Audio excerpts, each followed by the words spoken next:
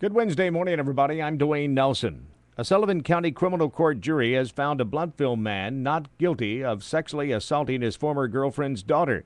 This was Stephen Slaughter's second trial on the charges after his first one ended in a hung jury. Tri-Cities Regional Airport could be adding a new airline or additional flights in the future. $250,000 in federal grant money has been awarded to the airport. According to the executive director of the Airport Commission, Patrick Wilson, possible destinations for the flights include Dallas, New York, Washington, D.C., and Miami. There's no timeline for when this could take place. East Tennessee State University has traveled back in time. Students, faculty, and alumni gathered at the amphitheater yesterday to open a time capsule that had been buried there for about 25 years ago. The former professors were on hand to see the business cards that they placed in the capsule in 1986. Brian Bowman, a current student, told 11 Connects it's a great history lesson.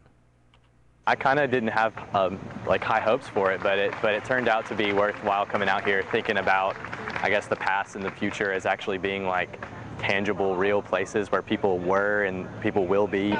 A new time capsule will be buried next month. It will be opened in 50 years, 2061.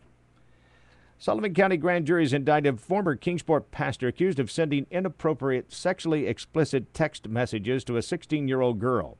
55-year-old Anthony Anadafia is charged with solicitation of statutory rape by an authority figure and solicitation of aggravated statutory rape. He's the former pastor of the Church of Jesus Christ on Bloomingdale Road when that incident allegedly occurred between August and October of last year. He's free on a $10,000 bond. King College and the Virginia Tobacco Indemnification and Community Revitalization Commission will be joining forces. More details about the joint venture concerning the college's School of Medical and Health Services will be announced this afternoon at 3 o'clock on property near the Southwest Virginia Higher Education Center in Abingdon. Wise County, Virginia man convicted of distributing OxyContin in Southwest Virginia has been ordered to spend time behind bars. 36-year-old Stephen Riggs was sentenced to over 17 years in prison. What prosecutors claim was his involvement with numerous individuals in obtaining drugs from Florida and then transporting them back to Lee and Wise counties for distribution. Evidence in Riggs' trial showed that he was responsible for directly having individuals and showing them the means of fraudulently obtaining prescriptions from doctors at pain clinics in Florida.